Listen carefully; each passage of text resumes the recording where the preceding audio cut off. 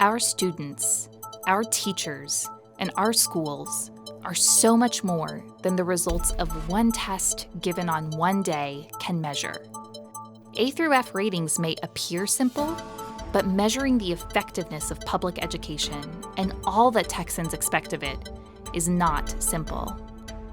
Any measurement system must be comprehensive enough to evaluate the many essential indicators of a quality education and provide ongoing assessment to inform instruction and academic outcomes throughout the year. Accountability is important, and we support a fair, equitable, and robust accountability system. But it should not be used as a blunt instrument for punitive purposes, especially in the midst of a 2-year global pandemic.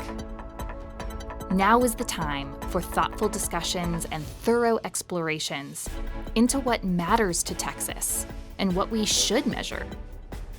You are now part of those discussions. The exploration starts here.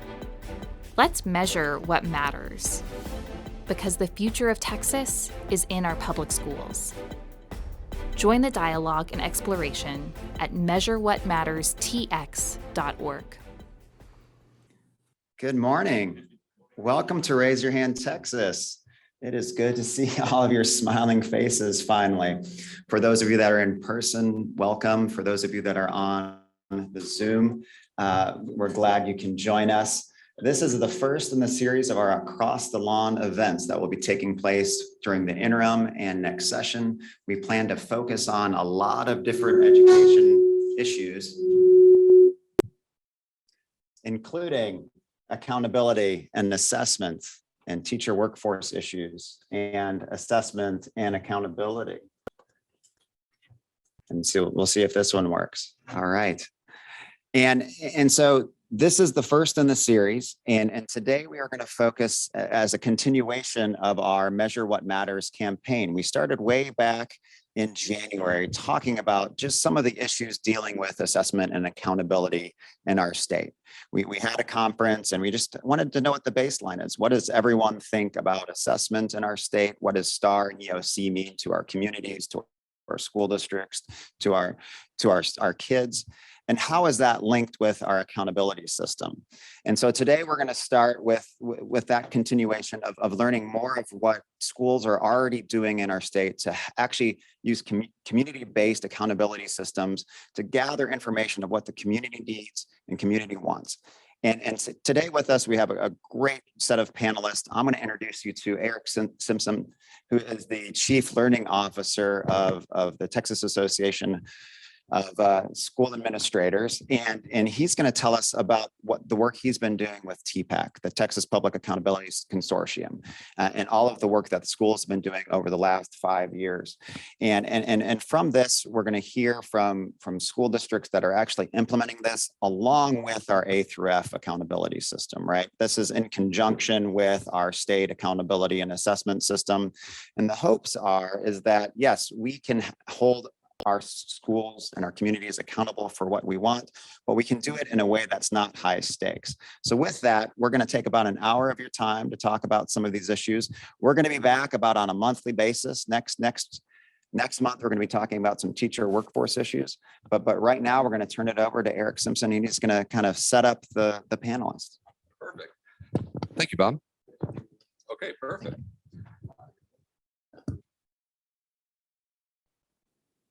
I'm Eric Simpson. I'm the Chief Learning Officer here at the Texas Association of School Administrators.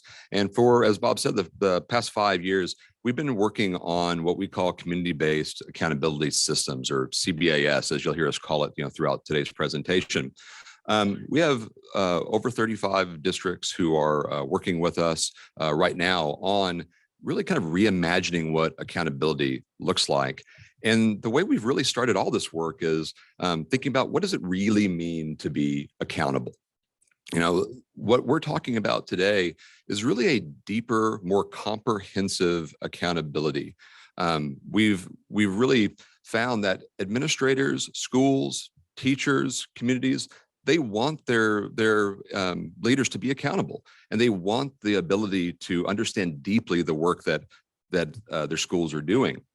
But the thing is, one who is accountable truly provides a complete accounting of their performance, a complete understanding of everything that that leadership entails, so that the community can understand exactly how schools are meeting their specific needs. School districts are like little municipalities.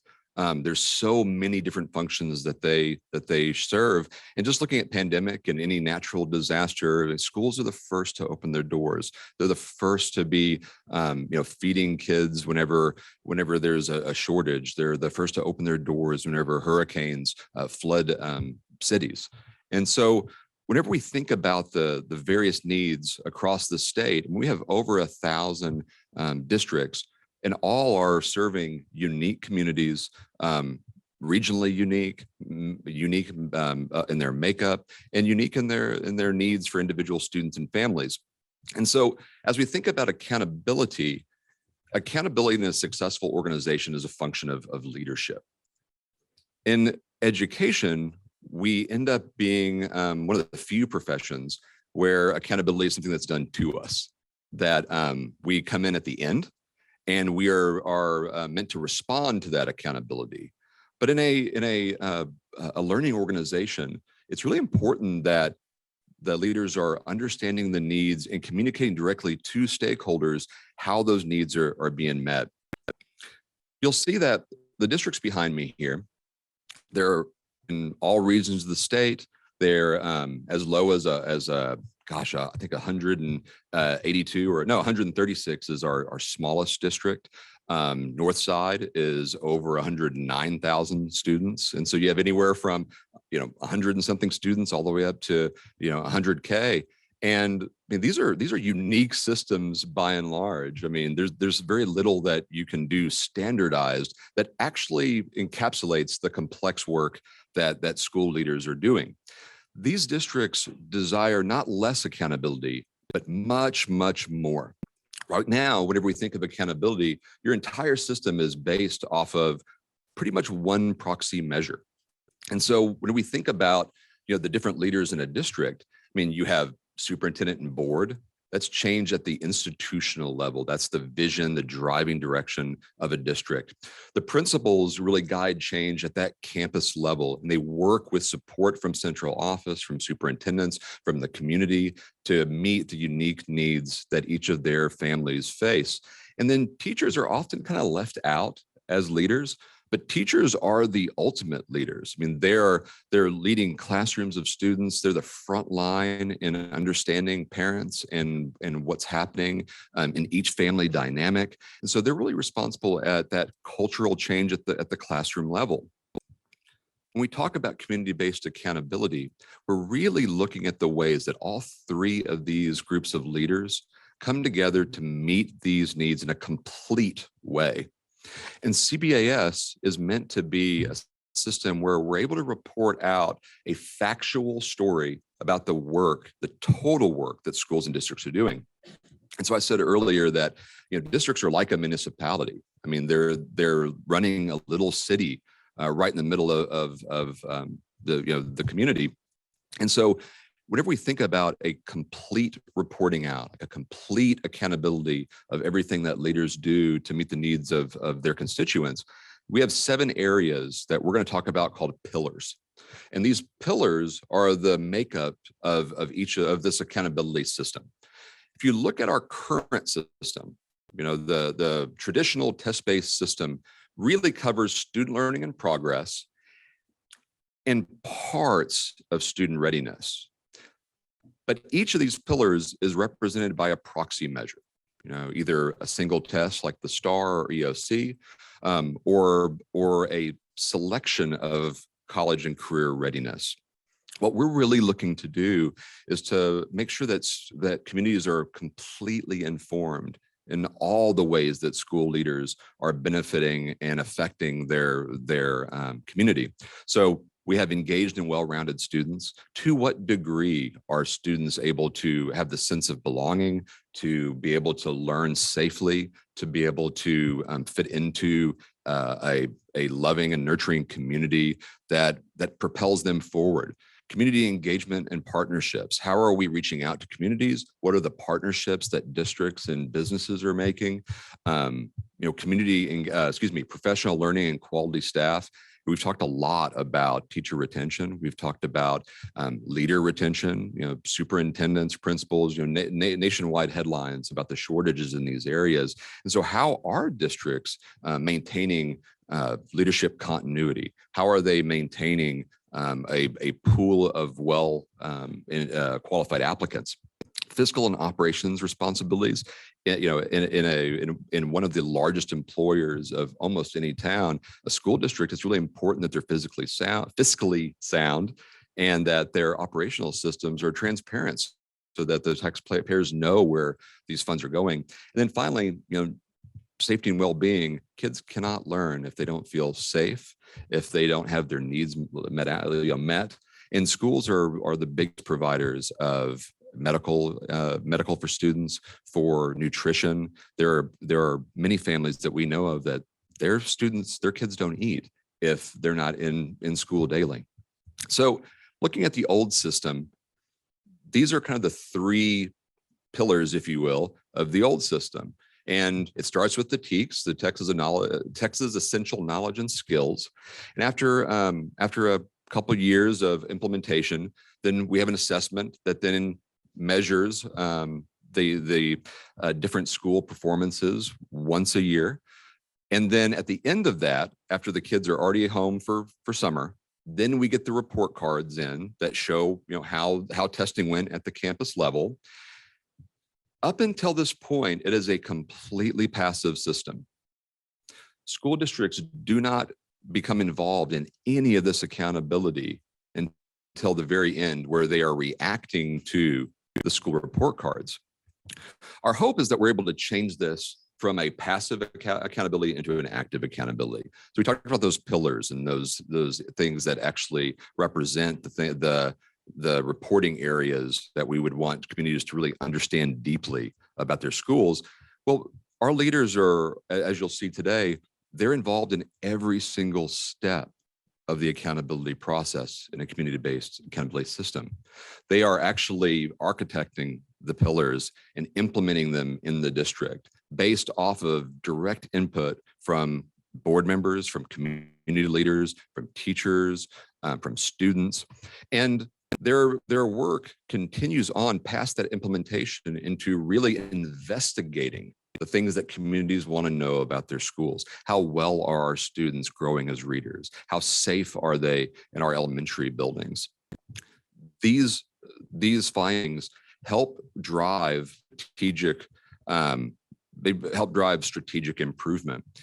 And what you're going to see today is that each of our panelists are going to talk about ways that a CBAS meets a greater need of a community.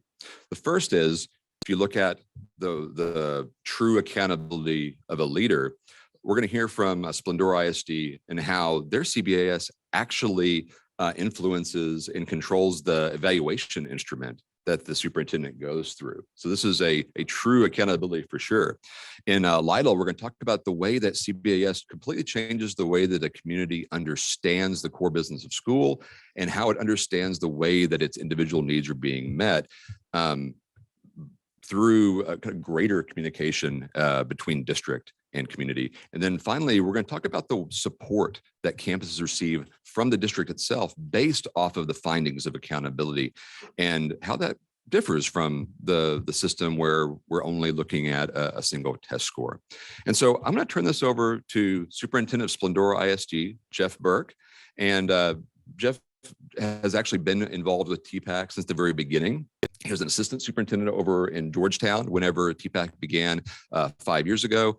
And whenever he took over Splendora, he brought a huge team in and has really been quite influential in this work. So Jeff, I'm going to turn it over to you. Thank you, Eric. And it's an honor to be here as well. So as Eric mentioned previously, before I was superintendent in Splendora, I was assistant superintendent in Georgetown ISD. So it's nice to be back a little bit closer to that. And that's where I was first introduced to John Tanner, and we began our work with him there. Then I remember when I interviewed for the job in Splendora, I told the board, I said, if you're looking for someone to come in here and lead by the test, don't hire me. So I was very clear up front about the work that we wanted to do. And I have to give a lot of credit to our school board for being open to those ideas. Because as Eric mentioned, we want more accountability than what the A through F can provide, right? And I'm here to tell you, it's much harder to do this work, to do community-based accountability than it is to just be compliant, right? And so we understand that we're accountable to the state for the test scores. We're accountable to the A through F system, so we don't shy away from that. But we believe at our core that our students, our community, and our teachers are worth more than that score. And so we want to implement a system that values the work, the strengths, the talents, and the passions of our students and our staff. And at the end of the day, of our community, because that's where we're also accountable for that, for the hopes and dreams of our community and what they want for their children. So it has been quite the process. And so what I'm going to talk to you today about is my evaluation process and how that has changed. And again, cannot give enough credit to our school board for being open to that change. And so I have quite a few slides. I'm going to skip over some of them. We can cover those at the end of Q&A if you'd like to learn more about that. I also have to give a lot of credit to Natalie Glover, who also has worked a lot with TASA and helped us in this process of redesigning the evaluation process. So, there's a lot of things that go into this, creating a CBAS and actually implementing it in your district. And I don't think that's something you can do just off the cuff or on the fly. There are a lot of things that have to be in place prior to implementing the system.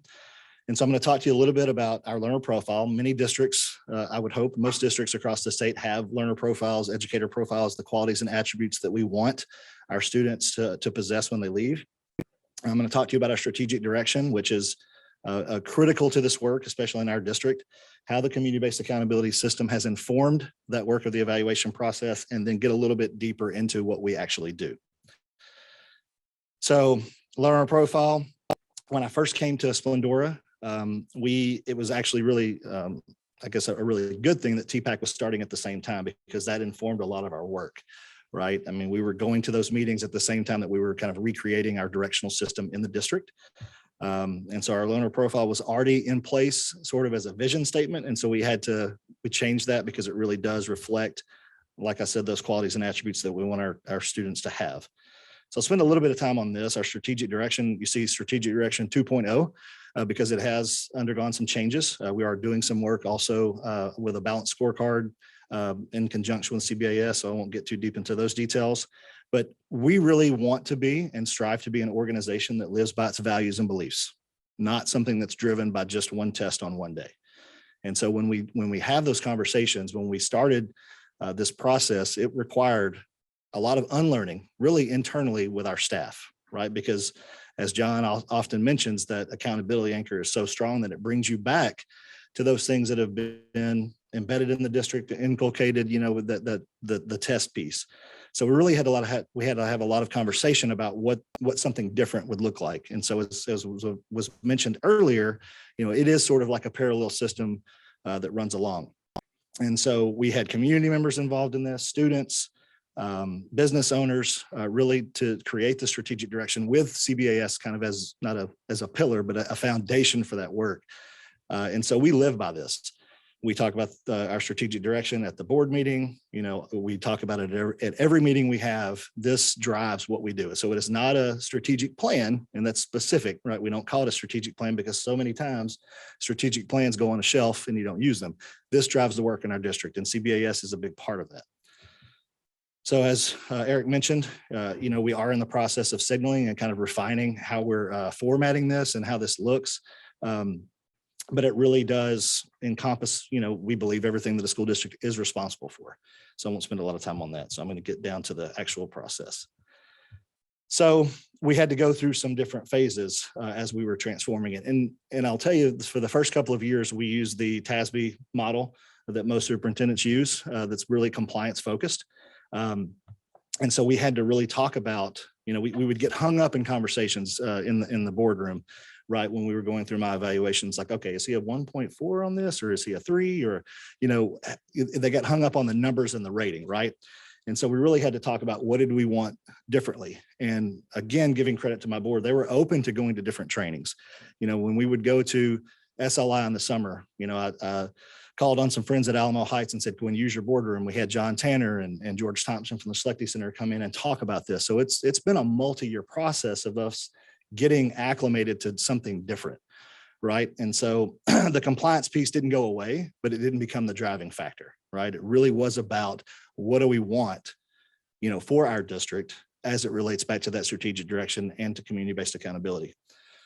So we had to go through some understanding and agreement, some development and onboarding, implementation, and then, we've gone through 2 iterations of this. We're in the process of doing it now. And I'll tell you, it's much more time intensive to do it this way than going in for one night and saying, okay, you check these boxes, we're good, we're going to renew your contract, right? It really is, are we doing what we say we're supposed to be doing? And are we living by our values and beliefs?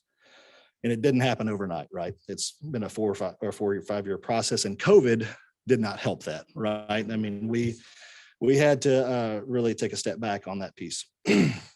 So again, just part of that understanding and agreement, really about being a learning organization and living by our values and beliefs and not being compliance driven. We had to make sure that strategic direction was a living document, something that guided us. And we had to make sure that my cabinet, my executive team was ready for that work as well. So at the same time, we're getting the board acclimated. We also are really learning and going to TPAC, going to the meetings, understanding kind of what the process looks like, and then board agreement at the end. So I'm not going to go through all of this. I'm just going to kind of touch on the phases so that, we wanted something deeper that reflected more of the values. We had to integrate that into the existing system and then build in processes for continuity. So these slides, and again, I'm just going to kind of talk about how at the, when I first got there, my evaluation, we had a formative evaluation in in January, and then a summative evaluation in June, primarily because in June, you have all your results, right? And so that evaluation was based in part on STAR scores. And so we had to have a lot of conversation about, no, that's not what we're here about or here for. And so how are we going to change that process? So I'm going to kind of go quickly over these because you have your competencies, you have your superintendent goals. And I'll tell you, that was probably the biggest part of that discussion was, well, what's a board goal? What's a district goal? What is an operational goal? So really this did help align a lot of things that we were doing in our district. So, and again, that leads to contract renewal. When we talk about the traditional way, you go in there and you have your TASB model and you check the boxes, and then there's a contract renewal. And then what kind of changes are you really affecting in your district, in your organization? And so we knew this wasn't what we wanted. And so we did begin exploring this process. And again, it really came from a desire to evaluate my performance and the performance of my team on higher standards, right, that we were requiring from a learning organization. So again, this is contextual. It is unique to your district because every community is different. And I think that's the important part of this, right? We value CTE in Splendor ISD, right? I mean, we have a very robust CTE program. We value all those opportunities that our students have to, participate in the community and be engaged in our board. We want every student in our district, and John Tanner has used this a lot. We want every student in our district to have a positive, appropriate relationship with at least one adult. And we want every single student in our district to be involved in something, because we know when they're involved in something, their attendance is going to be better. They're going to learn more. They're going to be present and engaged. 1 minute. Thank you. So yes, this goes by quickly. So I will speed it up. So again, really the parts of the evaluation, a commitment to the future. So it starts with the new vision for public education that's reflected in my evaluation. Is it aligned to the strategic direction? Are we making progress to work towards a desired future? And then summary spotlight. So I'm going to hop right over here. And again, the power of this process is in the depth of the conversation. It's a multi-month process, begins in February and runs all the way through June. So you can see here, the first part of this is a commitment to the future. And so everything comes back to the vision for public education. And are we aligned to that? Is the work I'm doing in the district, outside of the district, is it aligned to that as well? Then we have our strategic direction alignment built in there. It's making sure that we are reflecting and doing the work of our beliefs and principles. We kept the competency piece in there. You can see how wordy that is, but we did keep that in there just in case a board member wanted to check one of those boxes. And then we have our goals built in as well. And I have a self-evaluation, and each board member has an evaluation process. So again, we come together, and actually it's Monday is my evaluation. So it's good that I'm getting a refresher on this. So we will be talking about all this on Monday night. But again, it really has transformed the work in our district. And my board continuously asks me, to whom are we accountable? This is community-based accountability, right? You said this, so here we go. So it's been a great primer for this work in our district. We're excited to see how it continues and evolves. But again, I feel like I know that we're making fantastic progress. And just a little closing for Splendora ISD. We are we're just north of Houston off of Highway 59. We have about 4,500 students. In 3 years, we're projected to have 8,000. And by the end of the decade, we're projected to have 14,000. So it's important that we know who we are and who we're going to become. So thank you guys very much for your time. I'm going to turn it over to Michelle Smith from Lytle. Let me get all the way through. There you go. All right. Good morning. Like you said, I'm Michelle Smith. I'm superintendent at Lytle ISD, and Lytle is about 25 miles south of San Antonio. And my presentation, I'm going to share with you how we worked to present the information to the community. And so what we've come up with on our website for a public facing page to help the community understand what we're doing. We've done similar things that Jeff mentioned about the process. We came together with John Tanner, asked him to come in and consult with us. I brought our campus leadership teams to the table. We had principals, vice principals, academic coaches. I brought the special education director, the PR director, the special populations director. We all sat together for about 2 years and worked through these processes that Jeff was talking about, and decided, what did we want to be accountable for and to whom? And we used the 7 pillars as they're mentioned in TPAC, and we had the conversations. What do those pillars look like? How are we going to measure those? What are the key questions that we're going to work on? And how does that look when we evaluate it? What will the evidence be? After we spent a couple of years determining those things, we said, how are we going to report this out? What do we need to do? So my public relations director worked really hard on creating this website so that we could make it interactive for the community to look at. So if you look, we're the Pirates, and so you'll see some branding there with the helm. And on the website, these are interactive. You'll see the 7 pillars there in the helm. And if you click on, and I'll walk through these in just a minute, but if you click on each of the pillars, it takes you to another site that shows you what's defined in each of the pillars. If you click on the vision, mission, and goals, it'll take you to a 1 page that shares all of our beliefs and our learner profile on that. This page that you're seeing right here is a 1 page overview of the whole district. And you can look at each, and I have 4 campuses, and I forgot to mention, we have about 1,760 students, 4 campuses. So each campus signals out quarterly on each pillar. And like, for example, in this example, you'll see pillar 1, the primary is maintaining. You'll see the elementary is in doing some major changes, and the high school has some minor changes going on for this quarter 1. And then we have a key up there with what red, green, and yellow mean. This is if you clicked on the vision, mission, and goals, it gives you an overview of what our learner profile is, our beliefs, our systems in place. And like I was mentioning, if you click on student learning and progress, pillar 1, then it pulls up what are the goals and the beliefs and the learners' profiles that are aligned to that. And I said, we had conversations about how are we going to show the public what we're doing in those areas. The 3 key questions that we came up with, we've hashed those out a little bit further with the accountability engine. You also see there are stories of student learning and progress on the live site. That takes you to videos and clips of the students actually in process, in learning, seeing the teachers in action. Those are actually videos that our students have made about that particular pillar.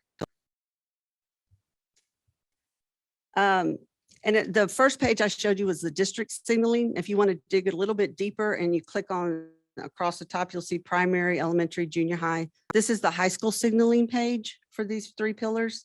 And it shows a look back and a look forward, so that we're always looking back where we were and where we're headed in those particular key questions. Each of the pillars has 3 key questions that we had to work through.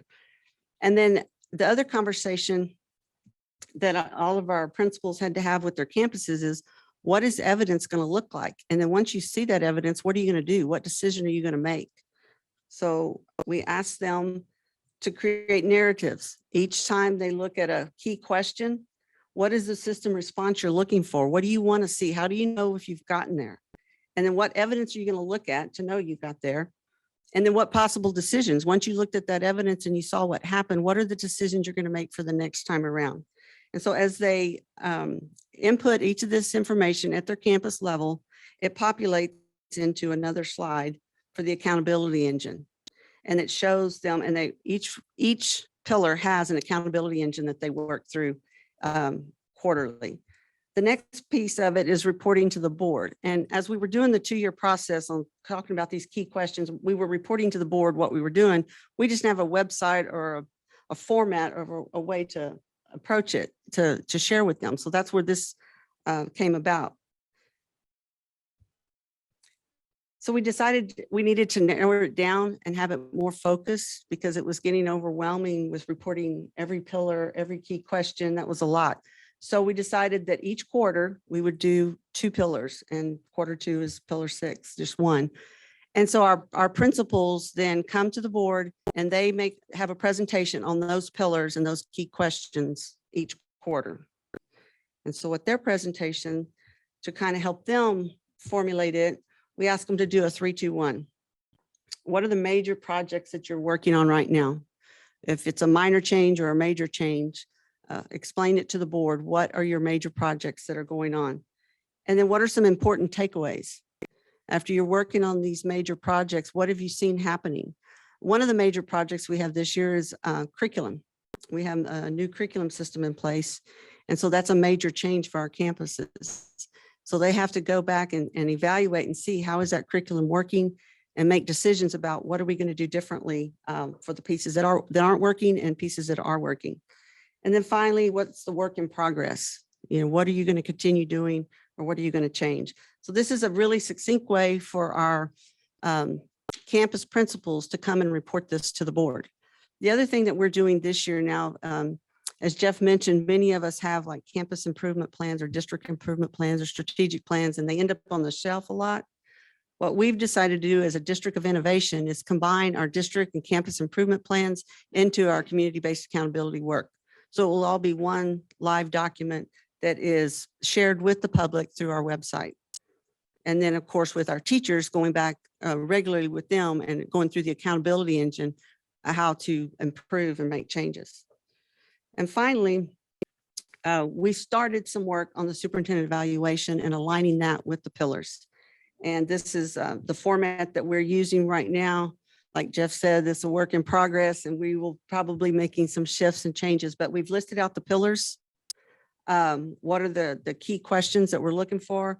What are the superintendent priorities? What is it that I should be working on? And then when this is time to go to the board, on the summary section there, you'll see then I write up a narrative and a summary about the year and at a glance, what has happened in relation to that pillar and those 3 key questions. And I've got a really strong team that's worked really hard to help us get this put together. We were really struggling with how to report this information out. We were working together on the information, but getting it to the public in digestible means where the public can understand it. It's gotten us to this place, but we're still working on getting feedback from the public to help us understand, you know, like for example, right now on our website, there's a link CBAS. And we were just having a conversation. The public doesn't know what CBAS means.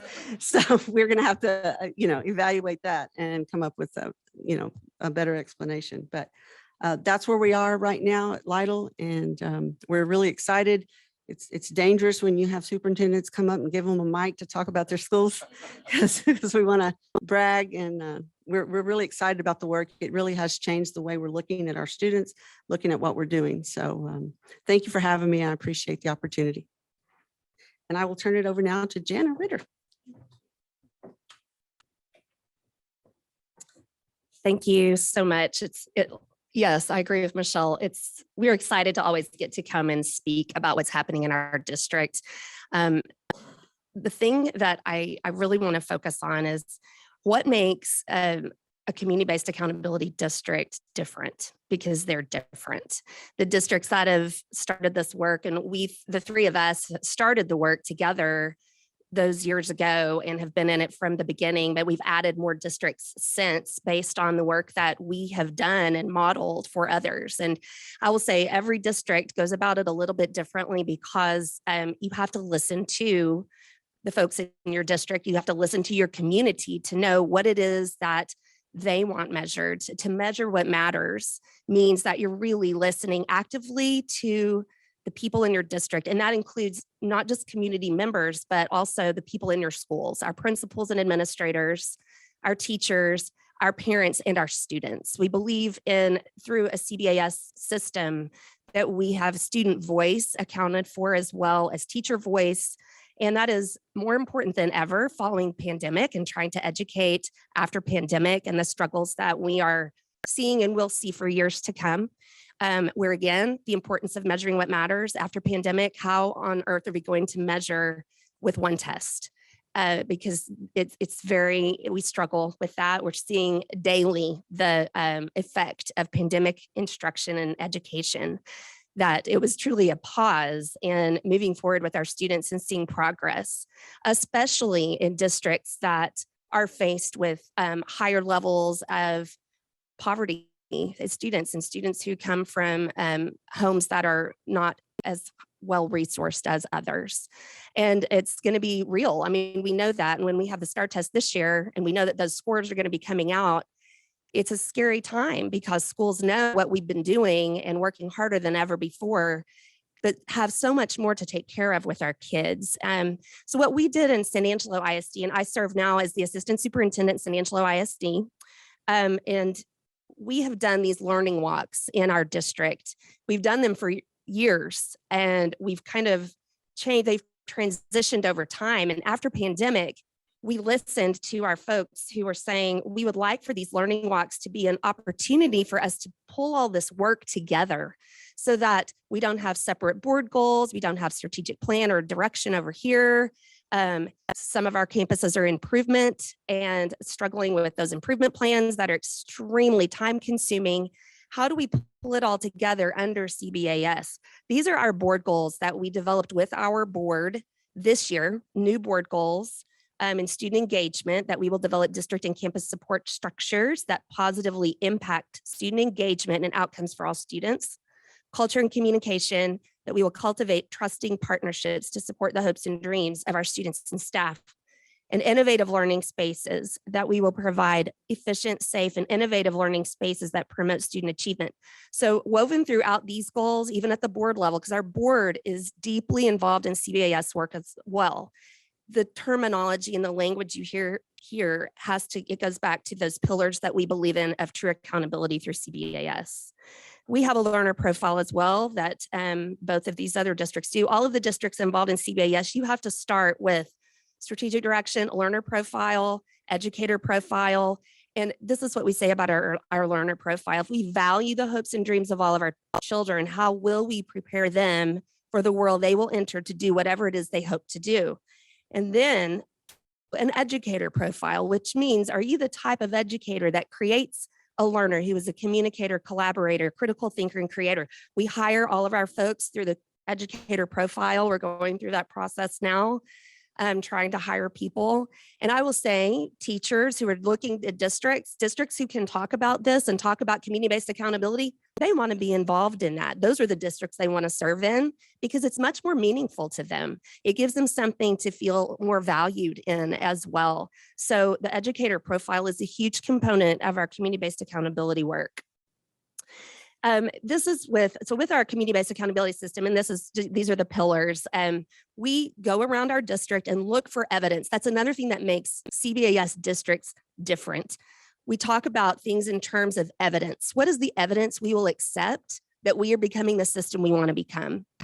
And we don't just look at things on a test. We look through the year. We're going to campuses, glad that we can do that again.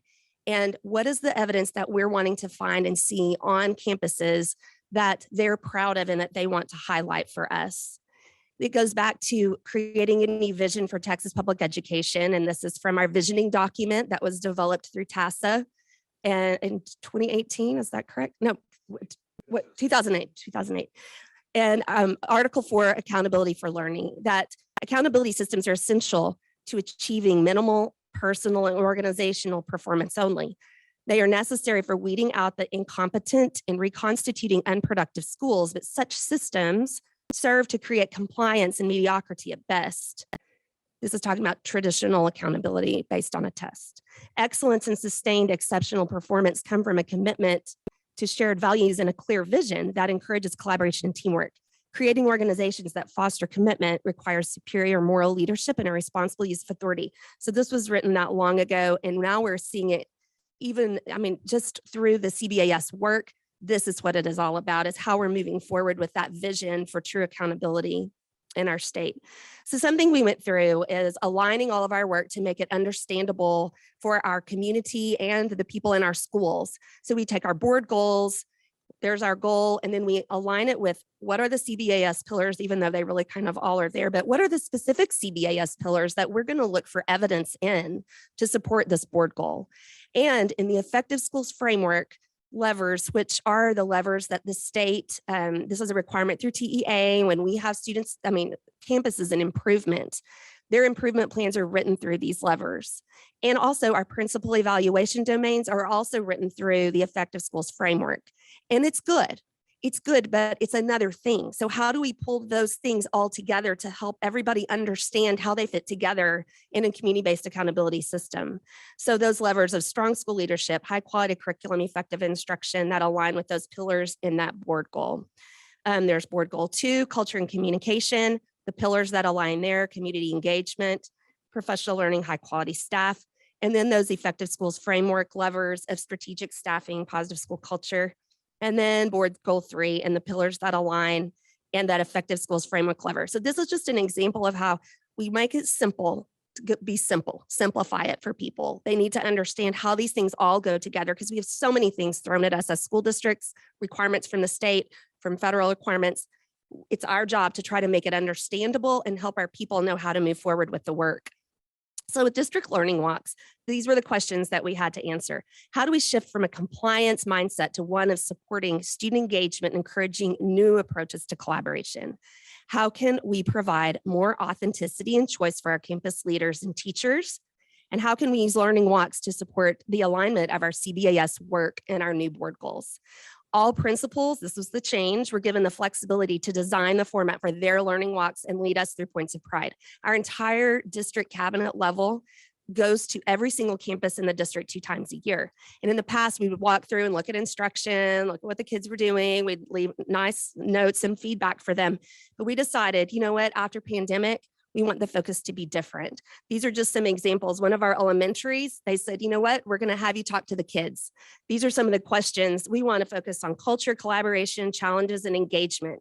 So we went into classrooms and we talked to kindergartners, third graders. We all had, excuse me, a different group that we were talking to and listening to. It is about listening.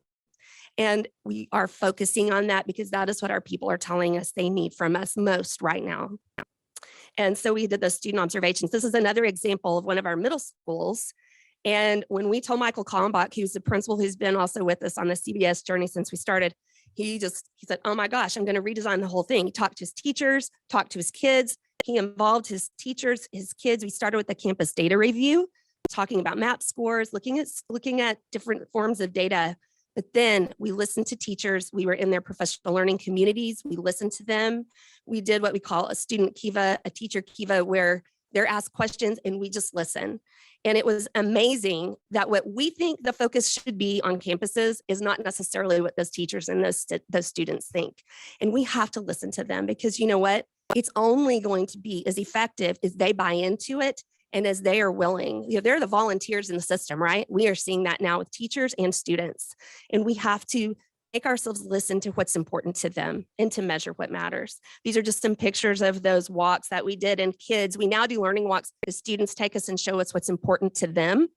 And they're smiling. They're so proud. They want to talk to you and they want to share with you. And the one picture of the gentleman there with me, That was where the Lamar students said, one of the things we're very proud of is Mr. Fidel. He's our custodian and he keeps our schools so clean, and that's really important to us. So I went and found Mr. Fidel and I took a picture with him and I tweeted it out, and he was beaming. And so what does that do for him right there? You know what? It makes him a lot more loyal to our district, to our campus, and he feels a part of that work. These are this is the final slide here, but what this has done for us is it increased our student and teacher voice, actually ended up in an increased focus on student engagement, and the kids are more engaged.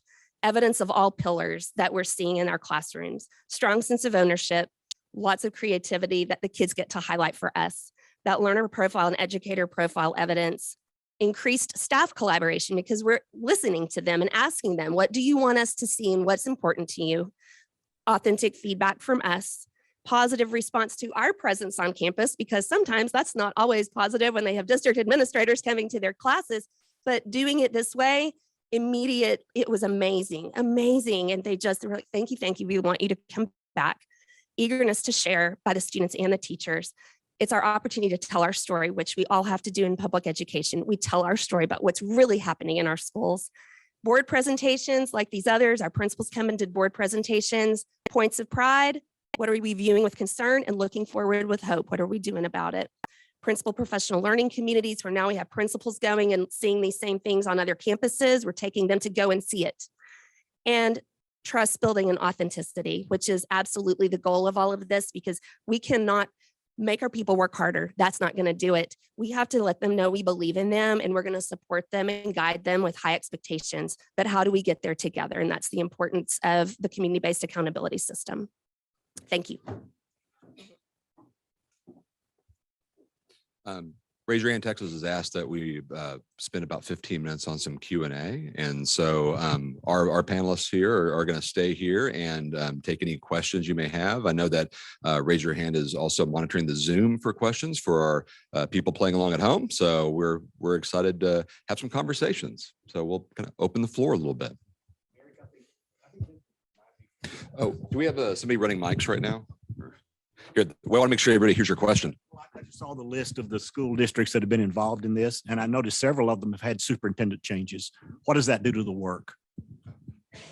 Thank you. Excellent question. I'm going to actually give this to Jana for just a second because she has lived this very specifically. I'm living it right now. So I was just recently named lone finalist in Elgin ISD.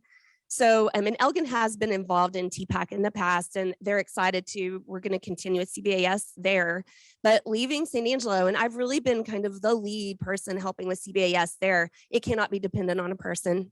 Cannot. If you have truly deep work that is embedded in your district, it won't be dependent on a person, but you have to set things up to make that happen. John Tanner's meeting with our team right now in San Angelo to talk about next steps in moving CBAS forward. People can't see this as something that lives with a person for sure. And that's why this leadership is so different. From a consortium side, we reach out to the new leadership. We try to really work with the districts themselves to make sure that they have a support system as they're coming on to help with that leadership continuity and make sure that they're able to kind of step in and continue to be part of this network. Because a big part of this is districts coming together and learning from one another. This is not a top down. TASA really looks at themselves as the convener of this work, but the real work really happens between these districts. So, Go ahead. The first question from students: has any district succeeded with this process if it was started with the board when a superintendent and admin was resistant? All right. Very nice. Sure, we'll let you start. So I don't, at least for us, we've not had, our board has not been resistant. I think it has to start at that level. I mean, you've got to establish a clear vision and a clear direction. That doesn't mean that it's just exclusive of the superintendent and the board. You also have to bring in, your team. I think that's a part of it too. And going back to, succeeding in the work. I mean, I don't know if there ever is an end, right, to what we do. I think every day we see little successes, right? When we see, like Jana's picture with the custodian, like, what kinds of things are we doing that value our people, right? Because we're in the people business. And as Jana mentioned, this is hard right now. It's just really hard.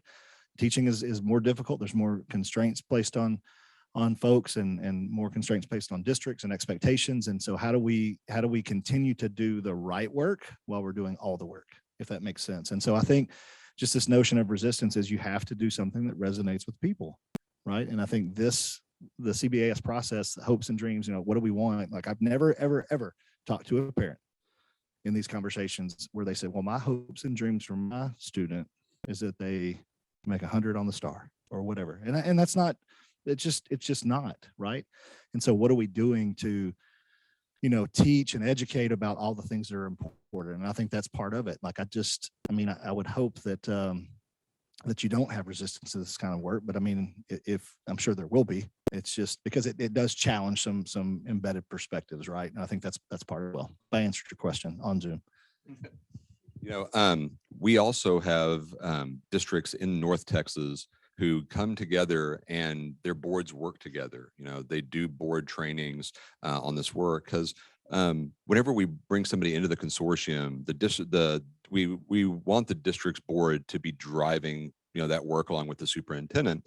And so what we've tried to do is find ways to support the board and while they're exploring this. And so we haven't met people who are necessarily against the work at the board level, but there's a lot of questions about, well, how do we begin this work and how do we build this together? And so I think that there are districts who come in who are hesitant and they come in to learn from the people who are a few steps ahead, so a lot of support, is important. Bob? Go ahead. Our accountability system, our A through F system, especially at the elementary and middle school level, is 100% STAR. And that's the one thing I haven't noticed you mentioned a lot today is the emphasis on the STAR test. There's a lot of different indicators other than STAR. But I also want to know what you think about assessments in terms of state assessments and local assessments and how that plays into your community-based accountability systems. Well, assessments are necessary, and I don't think we shy away from it. But if used for the correct purpose, then it gives value to your district. And when it's used for a punitive purpose, it loses its value. So we do look at the state assessment and the state accountability system and try to work to meet those goals. But that's not what we're all about. We have so many other facets to our education system that are important to our community that we want to assess those things. But we don't shy away from the state's accountability system. We just need to use it appropriately for what it's supposed to be used for. A standardized test is a good tool if it's used correctly. When it's used to punish people, in my opinion, that's not used correctly. I'm hesitant to talk about this, but I will. So, and I'll say this. So, everyone's heard this analogy of, if you're trying to improve using your STAR scores, right, then you're sort of looking in your rearview mirror because it's a lagging indicator. So I think with assessments, it's a great question. Like assessments are essential, right? But it has to be an assessment that the teacher is involved in, right? Because they're the ones that can make that improvement the quickest, right? They're the ones that are there with the students. They're the ones that need that assessment to see, well, is our instruction in the right place, or do we have a resource issue? So we're looking at leading indicators, right? More formative assessments, things that can actually help us improve in real time. So I think that's part of that I guess juxtaposition between lagging and leading indicators. And that's what STAR is. It's a lagging indicator. We have to use those results to make progress on students that are now not in that grade level anymore. And so it just becomes kind of counterintuitive. Yeah, we run it alongside the A through F system. And so a CBAS system, but what it also does that is so powerful, it gives people hope that it's not just about one test. I mean, yes, that is an important piece of data that we use in our district. Certainly, we certainly utilize that, but it cannot be the only thing. People are not willing. It's very difficult to find teachers and principals who are willing to do the work that is so difficult in schools anyway, when that is the only measure. And I think if we don't change something, we're going to have even more difficulty finding people who are willing to come into the profession. And so we have to do something that gives people hope. And that's what this does. that authenticity is important. It's interesting because I think what districts do, nobody goes looking for a test because they need a test. Kind of like nobody buys a drill just so they can own a drill. They buy a drill because they need a hole, right? Like they need the function of that tool. And so I feel like what these professionals do so well is to figure out, what do we want to accomplish? Whereas in a compliance-based system, it's, well, what do we want to measure? And we're starting tool first instead of purpose first. Other questions? Back here? Yeah, please. I'm good.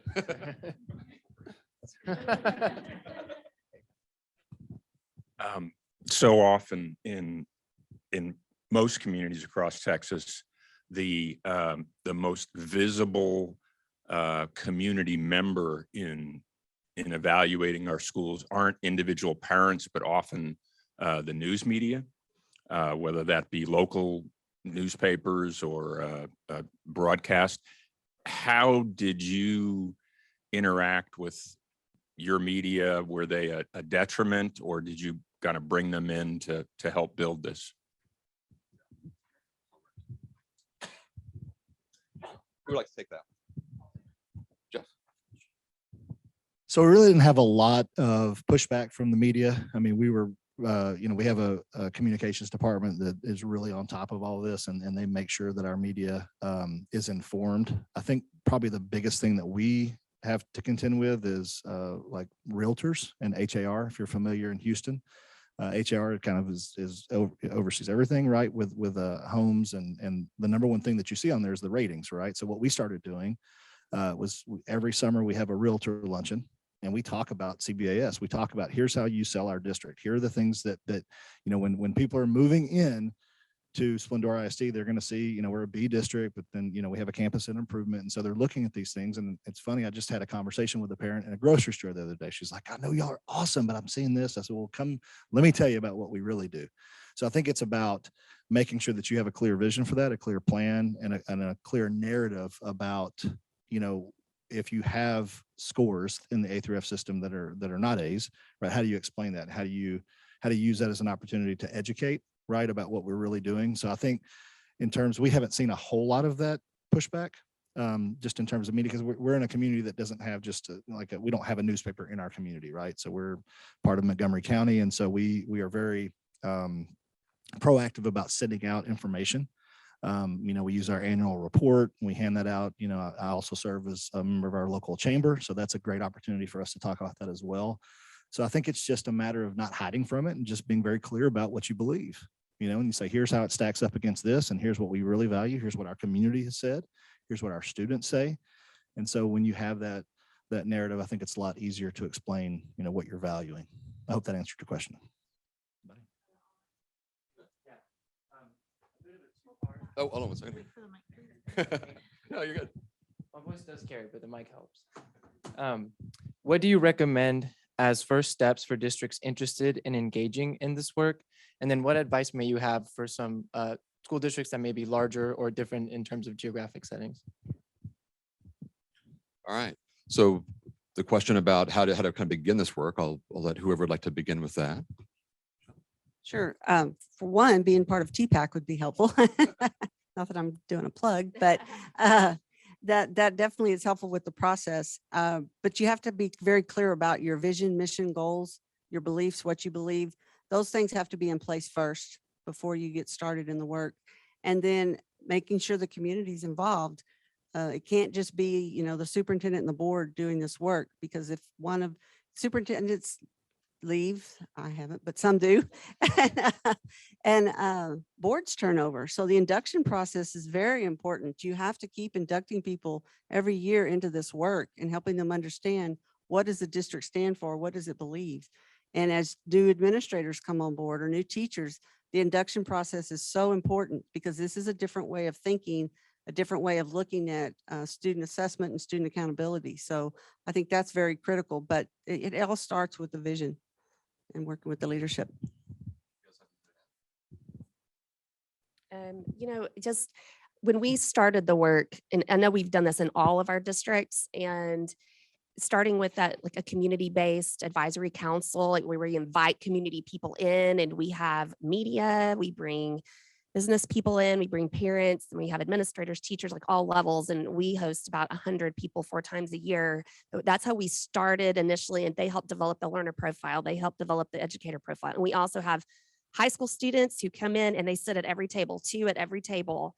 And that helped everyone get there about the why we needed to move forward with this, because you have to establish that why to have the buy-in, and then get people excited about it before you ever start the framework or start moving forward with that. But those kids involved in this, that is what I would recommend highly to districts, is to listen to your students and involve them in this process, because that's when it'll totally change what the adults think in the room. All of a sudden these kids say, well, hold on a minute, and it will change the direction, and it's very powerful.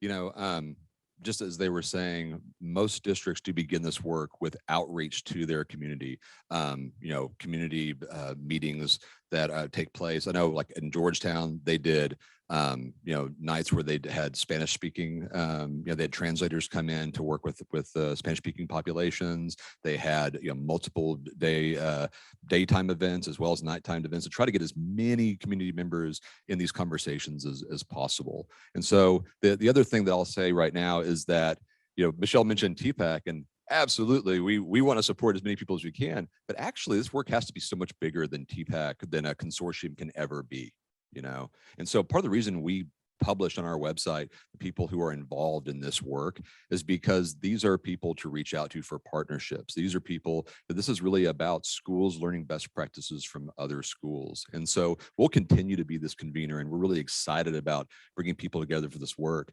But it honestly, for us to succeed, it has to go so much bigger than what we do. And people talk about the media and they talk about these different things, but honestly, you raise what you praise. You know, and if the only conversation we have is STAR, then our communities don't understand what questions to ask. You know, our community doesn't necessarily understand what A through F really means. You know, they don't understand that you could have 0 community partnerships and still it not affect your grade in any way, shape, or form. You know, you could never have a fire drill.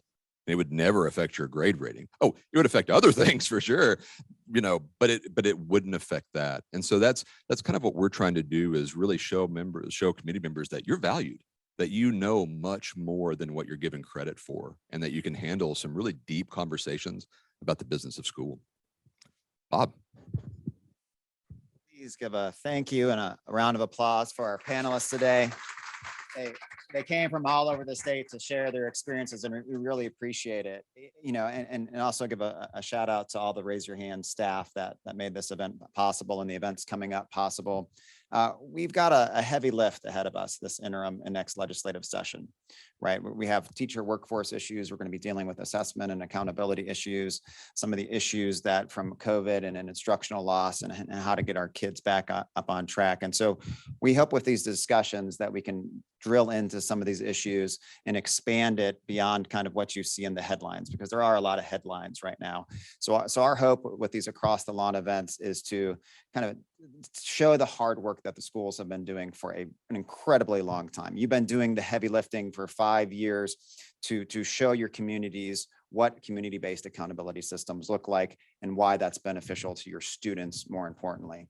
And so once again, we thank you. We're going to have an event here in another month on teacher workforce issues, which is another big issue facing our state here in the coming years. So we really appreciate it, and we thank you for your attendance.